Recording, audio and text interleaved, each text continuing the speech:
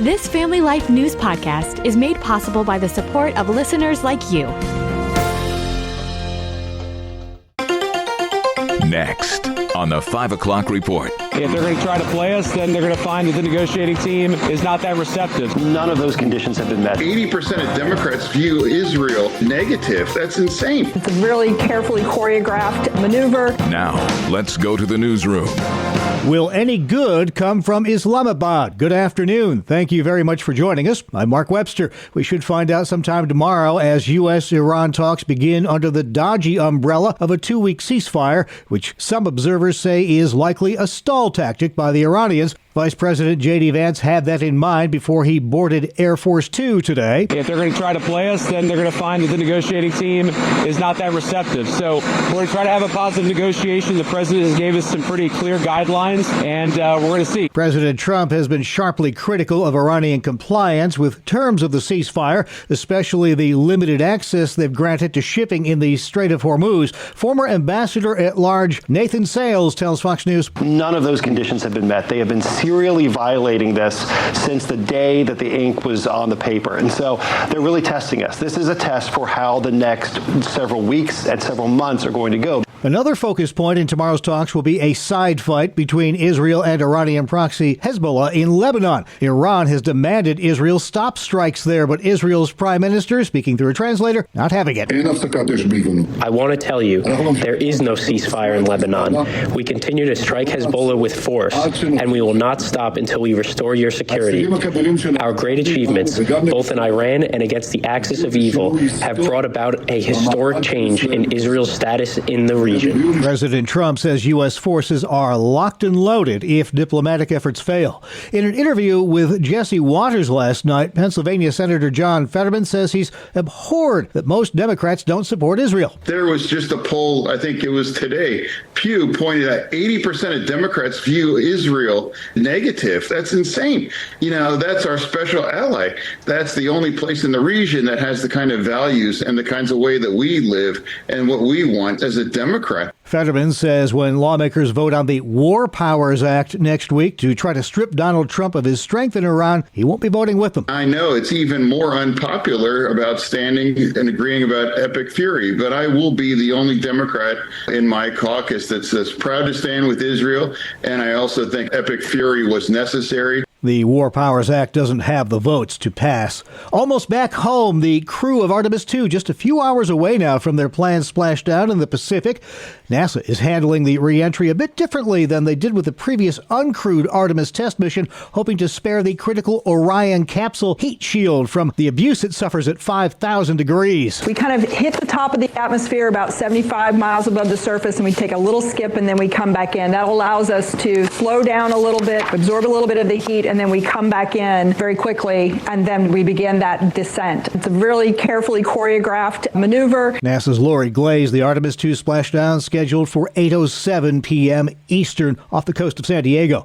Consumer prices rose last month, led by surging energy costs due to the war in Iran. White House Economic Council Director Kevin Hassett, though, tells Fox. Once the energy prices start to come down, don't forget that that'll put downward pressure on inflation. And starting with core at 0.2, I think that the outlook for the Fed having the room to cut rates is going to be very solid. According to the Bureau of Labor Statistics numbers out today, the core inflation rate, taking out food and energy prices, rose just 0.2%, actually ahead of expectations. An Easter message from the U.S. Agriculture Secretary, raising concerns about religion in government.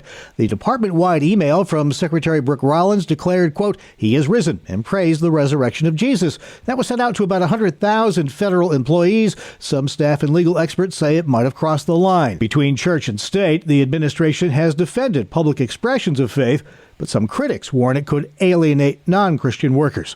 A victory for religious freedom in the state of Alabama this week. The details from Family Life's Sarah Harnish. Alliance Defending Freedom sent out a press release, Mark, regarding Governor Kay Ivey's signing of State Bill 248.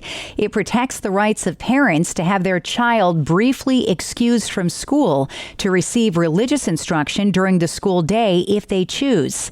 ADF saying, quote, "It puts parents in the driver's seat when it comes to their child's education. Faith in the classroom is an issue that's playing out in a few states. The Texas State Board of Education is voting soon on whether or not it will include the Bible on voluntary reading lists in public schools. Sarah Harnish, Family Life News. Thank you, Sarah. Finally, minivans may be making a comeback, and not just for soccer moms either. Experts say middle-aged men are driving the change behind the reemergence. Minivans are now being rebranded as lifestyle vehicles, and one New Jersey dealership owner said the vans provide additional utility. However, the shift is also about economics, as data from Edmunds shows a full-size SUV averages just over $77,000, while a minivan costs approximately $48,000. I'm Wendy Swanson. I'll admit it, sometimes I miss our old minivan. Still to come here on the 5 o'clock report, a recap of our top regional stories and highlights from today's special edition of Faith Under Fire. Checking the stories making news where you live across New York and Pennsylvania, a second prison guard from the Mohawk Correctional Facility in Rome, New York, in the hospital after being exposed to an unknown substance brought in by a visitor Easter morning. WSYR says the new case comes as the first guard, Monica, remains unconscious in an ICU. As for the second officer, all we know is that she's also in critical condition in the ICU in this hospital, just a few doors down from Monica. And police are still investigating what substance did this to this group of 5, leaving 2 in the hospital. At noon Sunday, troopers were called to the facility after a report that a visitor had brought in suspicious materials. The saturated paper was inside an envelope and had been cut into small pieces, had a waxy appearance. The prison says guards don't typically wear gloves when working with visitors. That's more common in the package room. The visitor, Chandrea Taylor, has been charged with 2 misdemeanors. Families at the hospital with the guards pointed to the ICU and called for stronger charges against Taylor. Some Western New York property owners are cheering a state judge's decision to declare the state DEC's new wetland regulations invalid. State Supreme Court Judge Richard Platkin ruling those rules implemented last year null and void. Jackie Demore with the Chautauqua Lake Partnership tells WIVB. We welcome the DEC's regulation of the lake to a certain point, but when it becomes an overreach, like what seems to have occurred with extending wetland regulations to what is obviously navigable water, that was what we objected to. The partnership was one of several organizations that sued the DEC over the 2025 wetlands rules. The judge says DEC failed to adequately follow its own procedures and requirements regarding the state environmental quality review process. It's still not clear, though, what impact the ruling will have or whether the DEC might appeal. Northwestern Pennsylvania has a new facility for pediatric outpatient care. A Thursday morning ribbon cutting, formally opening up UPMC's new Erie outpatient service. This parent tells Jet TV not having to make a drive to and from Pittsburgh will be a welcome relief. It's going to be great that we're going to receive that level of care here in town, and it's going to be less stress on him overall. I think it's going to be really good for the other families, too. Diane Hupp is president of UPMC Children's Hospital of Pittsburgh. Access is important. We want parents to be able to pick up the phone, make a call, and have their child seen in short order. The new Erie Outpatient Center provides physical therapy, speech therapy, and occupational therapy for children of all ages. And if you're in Pennsylvania and get a pack of seeds in the mail, officials say don't open them. Here's Family Life's Brian Query. Officials from the Pennsylvania Department of Agriculture are warning residents not to plant or even open unsolicited seeds being sent through the mail. The department says it has received multiple reports of mysterious seed packages arriving at homes across the state. And because their origin is unknown, officials say the seeds could pose a risk to local agriculture, landscaping, and the environment. Residents are urged to leave the seeds in their packaging, double bag them, and throw them in the trash, and to not plant, burn, or compost them. Similar reports have surfaced in other states, raising broader concerns about invasive species and potential environmental harm. Brian Query, Family Life News. All right, thank you, Brian. You're listening to the 5 o'clock report on Family Life. This is a special edition of Mission Pulse. We spotlight ministries making a difference where you live, across the country and around the world. This week we're spotlighting Todd Nettleton, Vice President of Voice of the Martyrs. Tell me some of your underground stories. The one that takes the cake for me is the story of a Bible delivery into Syria. One of our contacts was working along the Syrian border in Lebanon, and some pastors from inside Syria said, "Hey, we need Bibles. Can you get us a box of Bibles?" And they met up at the border. The pastors were able to come. They brought along a donkey, and when our contact showed up, he had one box of Bibles, which is about 50 Bibles. And they said, "Well, we were hoping you had more. Our church is growing. We need more than 50 Bibles." And he was like, "Okay, well, I can get more. Why don't we meet up again here next week?" They led their donkey back across the border into Syria, taking the one box of Bibles. And the next week, my coworker outside of Syria got a text message from the pastors and said, "Hey, we can't make it, but we're going to send a donkey." And he was like, "Seriously? Donkeys aren't that smart. I don't think this will happen." But he agreed and showed up that night with several boxes of Bibles. And lo and behold, the donkey came walking up to the car that he was in and stood there. And he strapped those multiple boxes of Bibles to the donkey. He slapped it on the behind, and off it went. And a couple days later, he got a text from the pastors inside Syria. "The donkey arrived safely. The Bibles are here. Thank you so much." And literally, the donkey walked out of Syria by itself and walked back into Syria with boxes of Bibles strapped to its back, and the Lord led it safely. I don't consider donkeys to be the most intelligent animals, but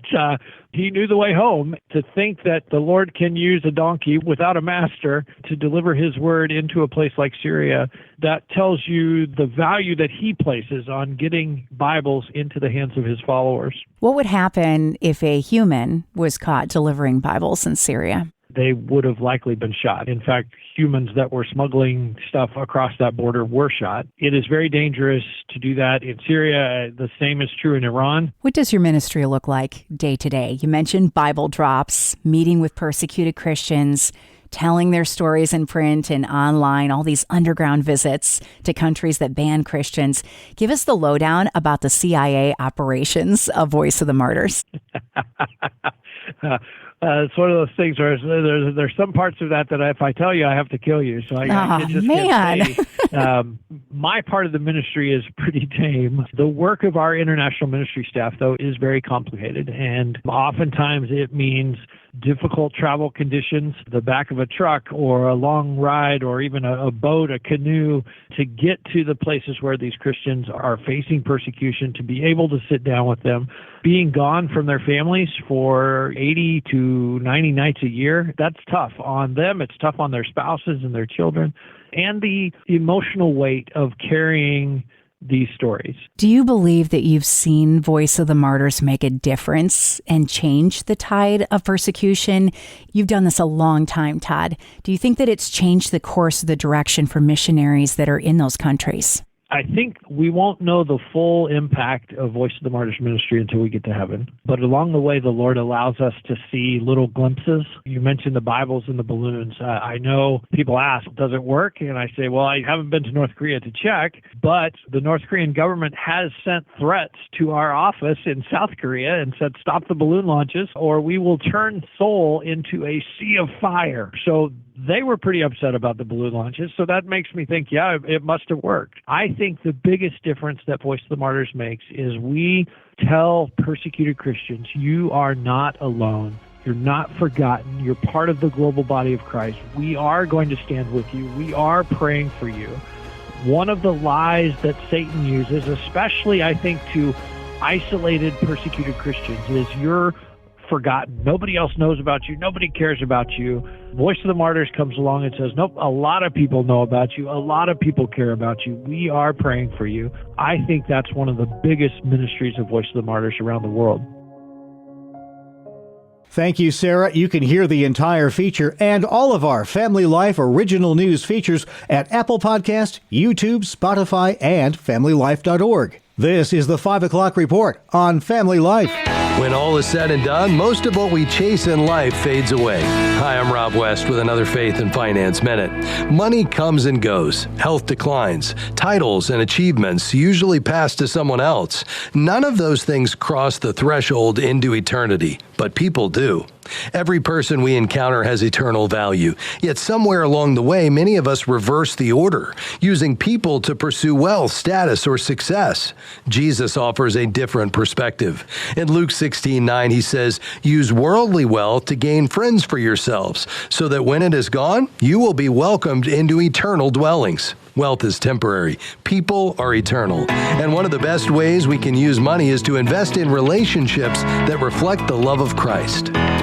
Discover the best Christian financial articles, podcasts, and videos by visiting our website, faithfi.com, or by downloading FaithFi, Faith and Finance, from your app store. Thank you, Mr. West. Finally, at 5, I can just about guarantee that at some point in your life, you've used one. I'll pick up the pieces you're in. I'll always be a safety pin. Today is International Safety Pin Day. That's because in April 1849, 53-year-old Lewis County, New York mechanic Walter Hunt twisted a piece of brass wire and got the inspiration for the design of the safety pin. Sad for him, he quickly sold off the patent for $400 because he had to pay off a $15 debt. The company he sold it to, W.R. Grace, made millions in profits. From diapers to a quick clothing fix, it's hard to imagine a world without the simple but handy device. An estimated 2 billion safety pins are manufactured every year.